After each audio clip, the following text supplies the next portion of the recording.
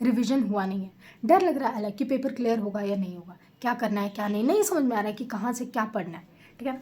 तो डरते क्यों, मैं हूँ ना, मैं आपको बताऊँगी। देखो, रिवीजन सब कोई करता है, सब कोई अपना जी जान लगा देता है, हर किसी को क्लियर करना है, लेकिन क्लियर नहीं होता है। क्यों क्लियर नहीं होता है, वाई, क्यों क्यों नहीं क्लियर होता है, इतना मेहनत करने के बाद एग्जाम क्यों क्लियर नहीं होता है।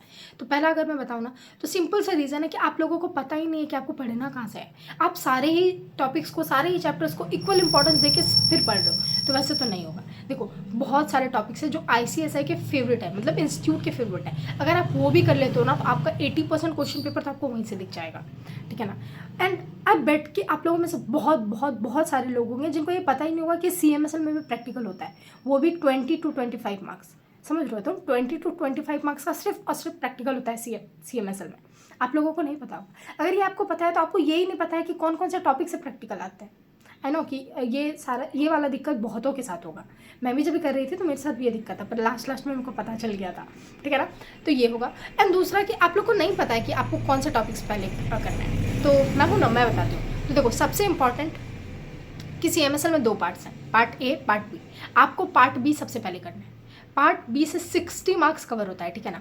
एंड पार्ट A में भी अगर आप जब भी उठाओगे तो आपको चैप्टर 1 2 3 4 सबसे पहले करना है। पार्ट A में चैप्टर 1 2 3 4 मोस्ट इंपॉर्टेंट है। पार्ट B में चैप्टर 8, चैप्टर 11, चैप्टर 13, चैप्टर 15, 16, 17, 18, ये सारे चैप्टर मोस्ट इंपॉर्टेंट। मैं अगर बताऊँ तो पार्ट B ही इंपॉर्टेंट से इंपॉर्टेंट भरा पड़ा है, लेकिन अगर पार्ट B में भी मेरे को सबसे इंपॉर्टेंट निकालना होगा तो मैं बताऊंगी चैप्टर 8, चैप्टर 11, चैप्टर 13, चैप्टर 15, 16, 17, 18, ये सारे चैप्टर आपको बहुत अच्छे से कर लेना है, ठीक है। अब मैं बता रही हूँ कि इसमें से कौन से टॉपिक्स हैं जो आपको बहुत अच्छे से करना है। देखो, मैं ऐसा नहीं बोल रही हूँ कि आप कुछ छोड़ के जाओ, नहीं, कुछ छोड़ के नहीं जाना है। अगर आपके पास टाइम है तो कंप्लीट वो 100%, ठीक है ना। सिलेबस या रिविजन पूरा 100% कंप्लीट करो, लेकिन आपके पास टाइम नहीं है, या अगर आप मतलब कोई भी चीज़ है, तो आपको, अगर आपका 100% सिलेबस है तो ये टॉपिक को आपको एक बार बहुत अच्छे से करना है। अगर नहीं है तो कोई बात नहीं है, ये वाले टॉपिक भी अगर आप बहुत अच्छे से कर लेते हो ना, तो आपको 80% तो यहीं से क्वेश्चन देखने मिल जाएंगे, ठीक है ना। तो सबसे पहले तो हम लोग बात करेंगे प्रैक्टिकल क्वेश्चंस के बारे में, क्योंकि वो 20 मार्क्स है। फिर हम लोग बात करेंगे थ्योरी के बारे में, और थ्योरी में मैं पार्ट B से स्टार्ट करूँगी। पार्ट B से इंपॉर्टेंट चैप्टर बताना स्टार्ट करूँगी, क्योंकि पार्ट B आपको सबसे पहले करना है, ओके। तो चलो देखते हैं क्या क्या इंपॉर्टेंट है। एंड ये वाले सारे टॉपिक्स ना बिल्कुल भी छोड़ के मत जाना। तुम ऐसा समझ सकते हो कि अगर ये टॉपिक भी तुम कर लिए ना, तो तुम्हारा एग्जाम क्लियर होने से कोई नहीं रोक सकता है, ओके। तो ये टॉपिक तो बहुत अच्छे से। सबसे पहले तो हम लोग कवर करेंगे अपना 20 to 25 मार्क्स, जो कि न्यूमेरिकल्स है। और ICSI हमेशा CMSL में न्यूमेरिकल्स पूछता है 20 to 25 मार्क्स का। अभी न्यूमेरिकल्स में कौन कौन सा टॉपिक है जहाँ से न्यूमेरिकल्स आता है, ठीक है। सबसे पहला NAV कैलकुलेशन, दूसरा है expense ratio, front end back and load, warrants, derivative, FCCB, sweat equity pricing, buyback limit, मैंने आपको ये पहले बताया था कि क्वांटम बायबैक, आगे बताऊंगी, small share holder under buyback, delisting, exit pricing, book building pricing, take over pricing और स्क्रो अकाउंट, एंटरप्राइज वैल्यू, ये भी काफ़ी इंपॉर्टेंट है, एंटरप्राइज वैल्यू ये आपको करके जाना है, ठीक है।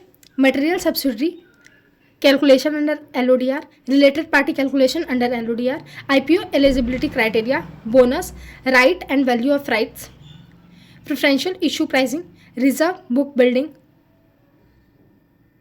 अंडर डी लिस्टिंग, ये सारे ही टॉपिक्स आपको कर लेना है। सबसे पहले यही करना है आपको, okay.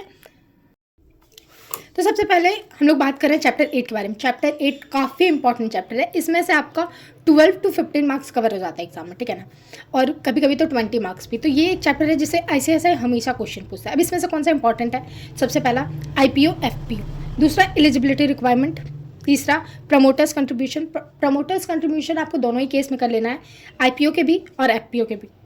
Lock in requirement, fast track FPO, आपको फिर करना है right issue, preferential issue, qualified institutional placement, इसका आपको डेफिनेशन बहुत अच्छे से याद कर लेना, ओके, रट लेना।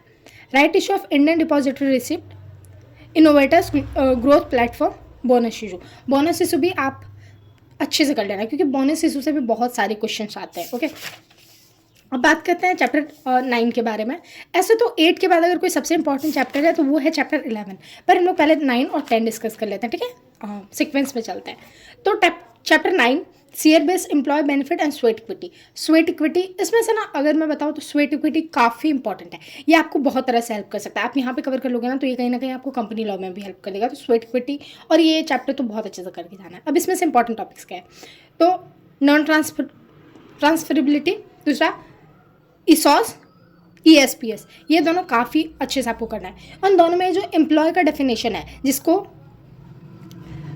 शेयर्स इशू किया जा सकता है, वो आपको बहुत अच्छे से याद कर लेना है, क्योंकि कई बार ICSI एम्प्लॉय का डेफिनेशन पूछता है या फिर आपसे इसके बारे में पूछेगा, तो सबसे पहले आपको एम्प्लॉय को डिफाइन करना है, इसलिए एम्प्लॉय का डेफिनेशन बहुत अच्छे से याद कर लेना। Okay, issue of sweat equity shares, दूसरा है मैक्सिमम क्वांटिटी जितना शेयर्स इशू हो सकता है, तो ये भी आप एक बारी गो थ्रू कर लेना। वैसे तो ये इंपॉर्टेंट है, पर आप एक बार देखोगे ना तो आपको याद हो जाएगा, ठीक है।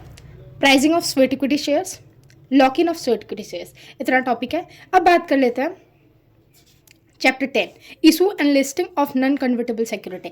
इससे भी आपको 5-6 मार्क्स तो कवर हो ही जाता है, ठीक है ना।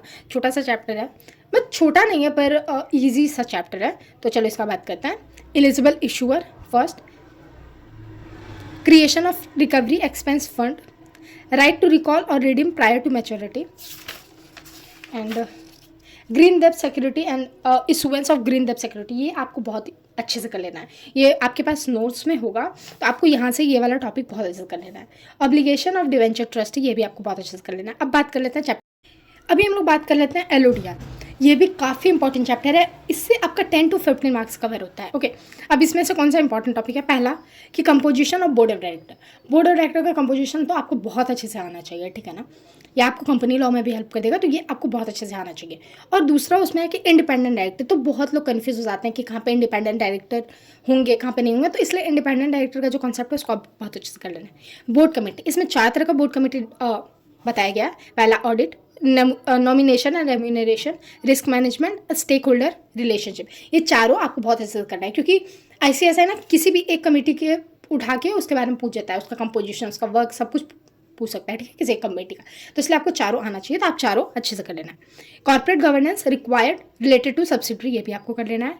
Secretarial audit and secretarial compliance report, ये करना है। प्रायर इंटीमेसी, और ये कंप्लाइंस जो भी है, 1 time, quarterly, half yearly and yearly, ये भी आपको एक बार गो थ्रू कर लेना है। ये एग्जैक्टली याद रखना थोड़ा सा डिफिकल्ट हो सकता है, इसलिए आप एक बारी 2 बारी इसको गो थ्रू कर लेना, आपको याद हो जाएगा, जितना होगा काफ़ी है। Liability of a listed entity for contravention, ये करना है। Role of company secretary in practice and company secretary in employment, दोनों का ही आपको कर लेना है रोल। ओके, अब बात करते हैं acquisition of share and take over. ये भी काफ़ी इंपॉर्टेंट चैप्टर है, एंड इससे प्रैक्टिकल क्वेश्चन बनता है, ठीक है ना। ये आपका 8 to 10 मार्क्स कवर करता है। अब इसमें कौन कौन सा इंपॉर्टेंट टॉपिक है, देखो।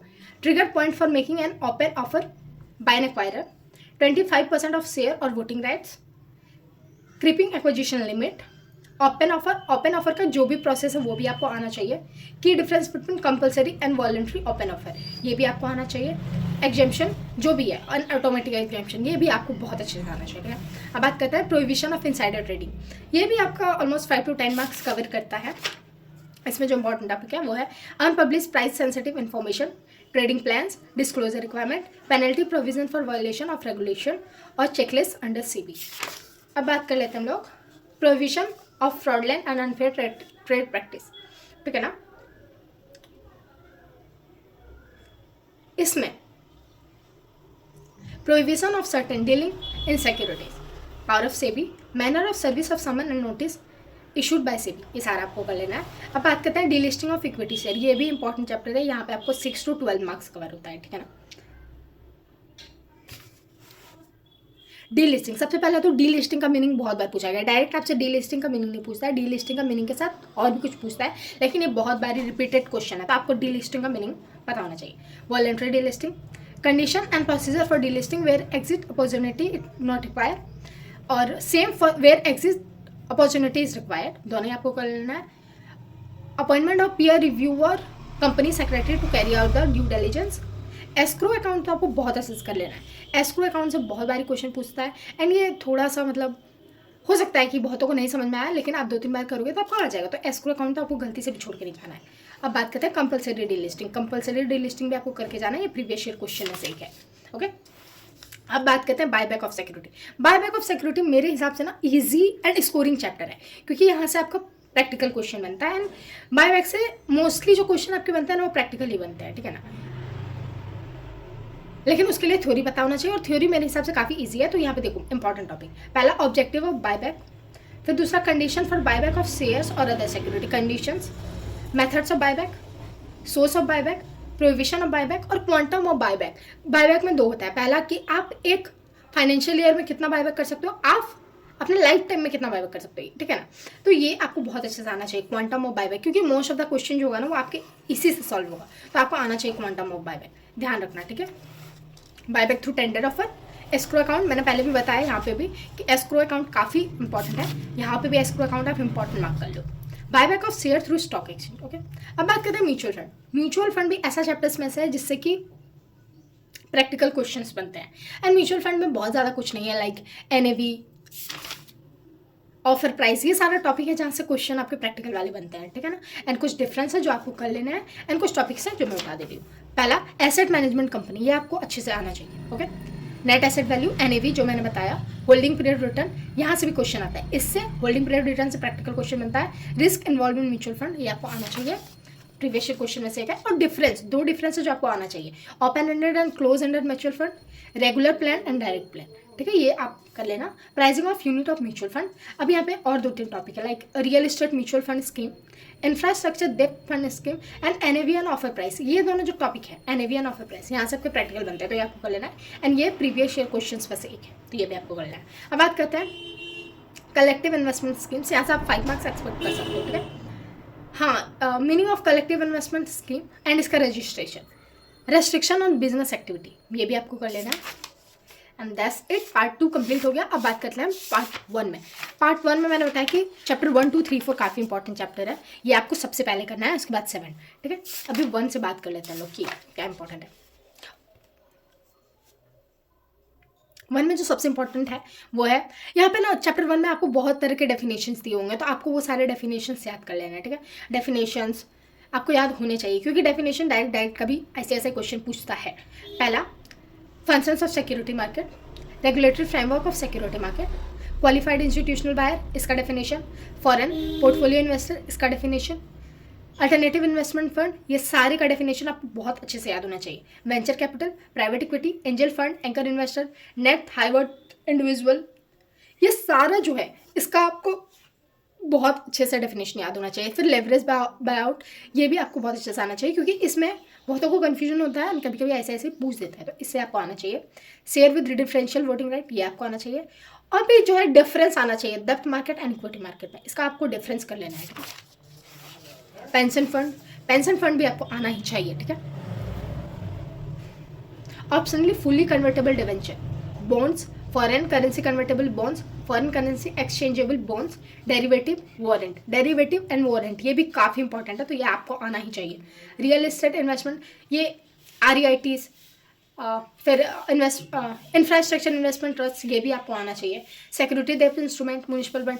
चैप्टर 1 में मैं आपको बताऊँ तो मैंने जितना भी हाईलाइट किया हुआ है ना, सब इंपॉर्टेंट है। बेसिकली बोल लो तो चैप्टर 1 आपका काफ़ी इंपॉर्टेंट है, क्योंकि ये बेसिक है और आपको बेसिक तो आना ही चाहिए। बेसिक से बहुत सारे क्वेश्चन पूछते हैं इसमें, तो नहीं तो भी आपको तो 10 मार्क्स कवर हो ही जाता है बेसिक से, ठीक है ना। तो आपको ये आना ही चाहिए, और इसमें काफ़ी सारा डेफिनेशन है जो आपको आना चाहिए, जो आपको हेल्प करने वाला आगे।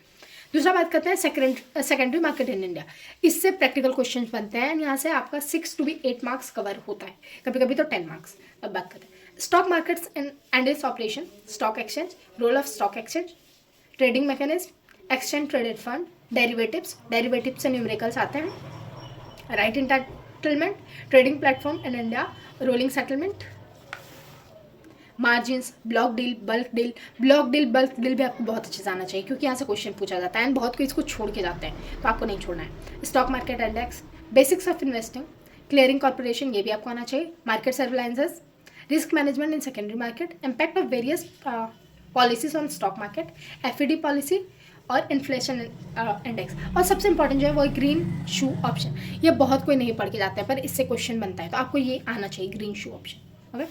सिक्योरिटी कॉन्ट्रैक्ट रेगुलेशन, यहाँ से 4 to 5 मार्क्स कवर हो जाता है। सबसे पहला सिक्योरिटी का डेफिनेशन, सिक्योरिटी होता क्या है, इसका डेफिनेशन। स्पॉट डिलीवरी कॉन्ट्रैक्ट, ये इंपॉर्टेंट है। Recognise stock exchange, derivatives, application for recognition of stock exchange, power of central government, power of the SEBI to issue directions, right to appeal to central government, appeal आपको दोनों कर लेना है, central government और tribunal दोनों का ही appeal आपको कर लेना है। पेनल्टीज एंड प्रोसीजर, ऐसे तो हम लोगों को बताया जाता है कि पेनल्टी जब भी आपको याद नहीं रहे तो आप लिख सकते हो पेनल्टी एज में बी प्रेस्क्राइब्ड, या फिर ऐसे लिख सकते हो। ज़रूरी नहीं है कि आपको पेनल्टी हमेशा याद रहे, लेकिन किसी किसी केस में अगर आप पेनल्टी याद कर लेते हो तो बहुत अच्छा होता है। तो यहाँ पे आपको पेनल्टी याद कर लेना है अगर आपको याद होता है तो। अपील टू सेट, ये भी आपको करना है, ठीक है। अभी बात करते हैं चैप्टर 4 के बारे में, सेबी। सेबी से आपको 7 to 10 मार्क्स का क्वेश्चन देखने को मिलता है। इसमें सबसे पहला तो functions and power of SEBI, ये इस चैप्टर का मोस्ट इंपॉर्टेंट क्वेश्चन है, function and power of SEBI, ठीक है। फिर बात करते हैं सेट, ये भी काफ़ी इंपॉर्टेंट है। पावर ऑफ सेट, स्कोर काफ़ी इंपॉर्टेंट है, यहाँ से भी क्वेश्चन हमेशा पूछा जाता है, तो स्कोर आपको कर लेना है। और process of lodging complain to score by investor, ये भी आपको कर लेना है, दोनों साथ ही साथ आप कर लेना है, ठीक है। बात करते हैं डिपॉजिटरी एंड डिपॉजिटरी पार्टिसिपेंट्स, इसमें से भी 3 मार्क्स तो 5 मार्क्स तो आ ही जाता है, ठीक है ना।